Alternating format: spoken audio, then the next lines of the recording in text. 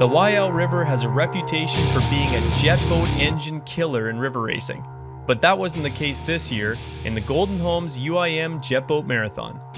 4 legs made up the penultimate day of competition, 2 downstream in the morning from the Waiau Township Bridge and 2 upstream. Running downstream is always a little trickier than upstream. River flows and elevation all conspire to make it more challenging. Add in a bit of sunstrike in the morning, and you've got a recipe for highlights. The first challenge was just getting to the starter's holding box. Boats getting caught in the shallow water brought out the patrol boats for early rescue duties.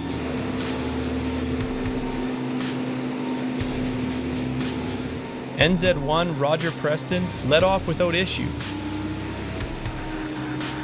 But the man chasing him, Kevin Hyde, got caught in the shallows and missed his start time by 30 seconds.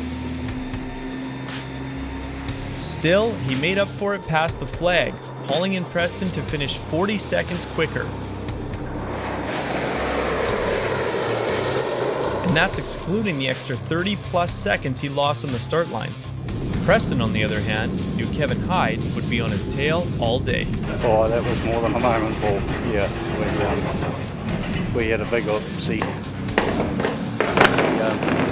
We just weren't too far enough to the left in the channel, and when we saw the chute that we had to go down, we couldn't go around the end of it, and we ended up just having to straight line it across the gravel, and it was about a foot high bank, and it just launched us and sailed us into the willow trees and spun round and hit the bank.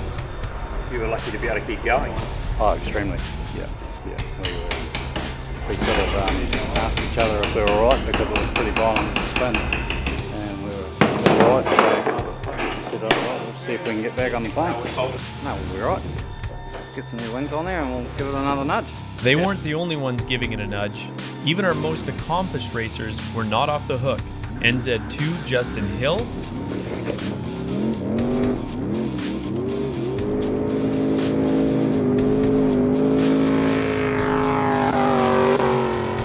although Dave Robinson had a slightly better line in NZ3.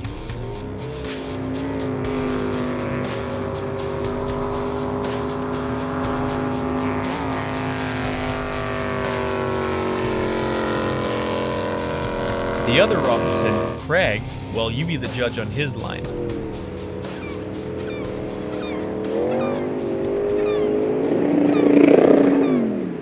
Oh, it was just a driver error, really. It was just got there, and there was quite big water down the right, and we'd pre-boated the left, and was sort of left, right, left, sort of in the middle, cocked it up. Liam, at least he's honest. Yeah. Yeah, no, he was honest about his mistake.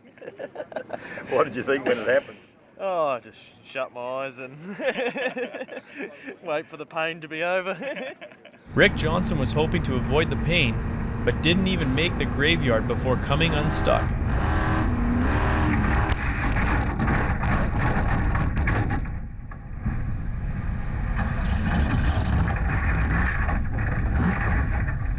On the return leg, he and Brent Davis find themselves in a channel that Garth Campbell in 520 had already tried to get through. He didn't make it, but the boys from Springfield felt they were a chance. Little birdie tells me the water's overrated. Definitely. Yeah, we found some trees, bushes, seagulls. Perfect. I mean, he's driver, you've got no control over that. But when you went in, what did you think you were going to do coming out? What was your thought? Oh, I don't know. I just said go, and we we. So it was a joint decision. It was, and we got into some little shit, and then onto the bank and out, and then plop, and started the motor. Maybe we went. Yeah. It would have been fun to watch. It was, Brent. Thanks for the heads up. Now, while Garth Campbell hadn't been able to get through that channel, he had got through one earlier that Phil Moody in 555 wasn't able to. However you look at it, this river was a challenge. Robin tells me there's a great little spot down the river there. Bits that you can walk around on, yeah.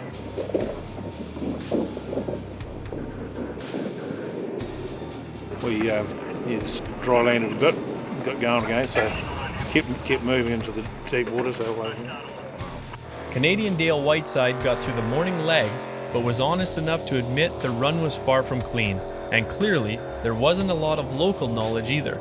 Absolutely. Anybody who knew this river would have had a lot better time going down than most of us did. You'd be pleased to be back on the trailer? Oh, absolutely. Yep. And he provides a quotable quote for a man who has shipped 2 boats from Canada to compete in the jet boating world's pinnacle event. We're just pleasure boating at speed now. There's nothing we can do to change a place or change it. Just get to the finish and don't wreck the boat. That's a quotable quote, isn't it? Pleasure boating at speed. Yep. In a world marathon. Yeah. Well. Back at the Waiau Bridge, where the serious business of a world championship is taking place, the gap is closing between Kevin Hyde and Roger Preston. Although the matter of Hyde's slow start didn't get overturned as he'd hoped before they set out for the final 2 legs of the day.